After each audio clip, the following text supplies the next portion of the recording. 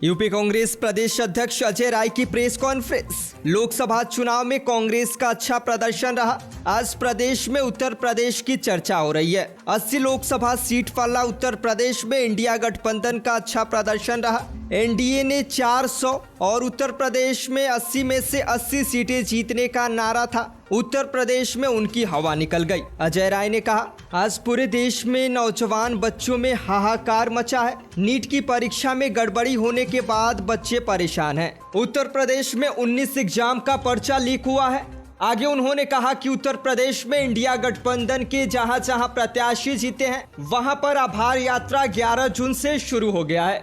रायबरेली हमारे नेता राहुल गांधी अमेठी रायबरेली की जनता का आभार यात्रा की शुरुआत की। अब देश में महंगाई फिर से शुरू हो गई है। दालें बहुत महंगी हो गई हैं। जम्मू कश्मीर में आतंकी हमले का भाजपा विरोध करती रही है। सरकार को बड़ी कार्यवाही करनी चाहिए, अजय राय ने अपने प्रेस कॉन्फ्रेंस में कहा। मीडिया डिपार्टमेंट के मनीष मोदी जी, सुधा जी, गुप्ता हैं, सचिन जी और उपस्थित यहाँ सभी हमारे प्रेस के भाइयों बहनों, छायाकार और पत्रकार साहब, सबसे पहले मैं आप सबको लोकसभा में शानदार हम सब लोग चुनाव जीते, अच्छा परिणाम आया, आप सबका पूरा सहयोग मिला, इसके लिए आप सबको मैं हृदय की गहराई से धन्यवाद देना चाहता हूँ। आप सब लोगों का पूरा भरपूर सहयोग और साथ है। आज निश्चित तौर से आपने देखा होगा कि पूरे प्रदेश के अंदर, देश के अंदर उत्तर प्रदेश की चर्चा हो रही है। उत्तर प्रदेश जो देश का सबसे बड़ा प्रदेश है, जहाँ से 80 लोकसभा आती है, वहाँ पर गठबंधन ने, इंडिया गठबंधन ने जबरदस्त परिणाम दिए, जबरदस्त परफॉर्मेंस दिए, जिसके नाते आज देश के अंदर पूरे उत्तर प्रदेश की चर्चा हो रही है। राहुल जी हर जगह, हमारे नेता हर जगह उत्तर प्रदेश की चर्चा कर रहे हैं, उत्तर प्रदेश के बारे में बोल रहे हैं। जिस उत्तर प्रदेश में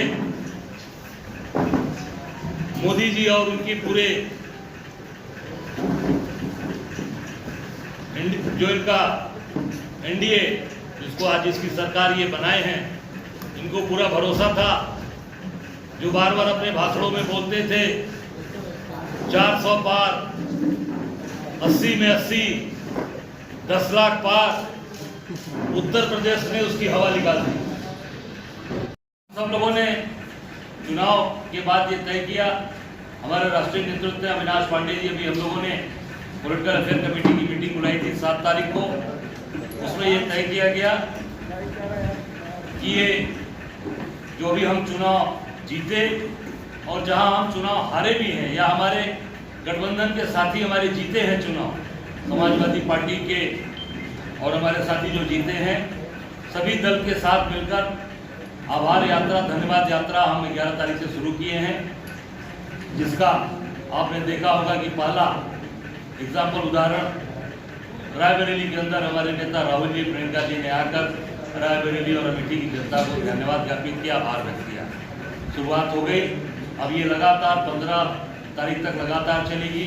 हो सकता है 1-2 दिन आगे भी बढ़ जाए, 16-17 भी हो जाए, और हम सभी 403 विधानसभाओं में सभी इंडिया गठबंधन के दल के लोग मिलकर सबको धन्यवाद और आभार व्यक्त करेंगे, और जनता के प्रति जो उनका आशीर्वाद प्यार मिला है, उनके प्रति अपनी कृतज्ञता हम ज्ञापित करेंगे, और उनका आशीर्वाद हम सबको मिलता रहे, और उनके बीच में हम लड़ते रहेंगे। जो भी बुनियादी समस्याएं हैं, आप देखिए फिर महंगाई बढ़ना शुरू हो गई, अभी फिर दाल के दाम फिर बढ़ गए, रहर के दाम, आटा पता चल रहा है कि है नहीं, बाहर से मंगाना पड़ेगा इस देश को, गेहूं बाहर से मंगाने पड़ेगी। तो ये फिर वही जो जहाँ पर ये बात हम लोगों ने उठाया था, फिर देश उसी रास्ते पे चलता चला जा रहा है। फिर पूरी तरीके से देश के अंदर महंगाई, बेरोजगारी और जो आम जनता की आवाज़ जो थी उसको दबाने का प्रयास किया जा रहा है। पर कांग्रेस पार्टी, इंडिया गठबंधन लगातार मजबूती के साथ अपनी बात उठाएगा, और सरकार को, वो सरकार जो आज अत्याचार अन्याय कर रही है, जो कॉर्पोरेट के हाथों में खेल रही है, दो चार उद्योगपतियों को वो सारी चीज़ें जनता को मिले, जनता का के बीच में सारी सुविधाएं मिले। धन्यवाद। भाजपा ने 370 के नाम पे पूरे देश में वोट मांगा, पूरे देश में वोट मांगा, पर एक भी प्रत्याशी भारतीय जनता पार्टी ने जम्मू एंड कश्मीर में अपने सिंबल पे चुनाव नहीं लड़ा। क्या भारतीय जनता पार्टी इस बात से संतुष्ट नहीं?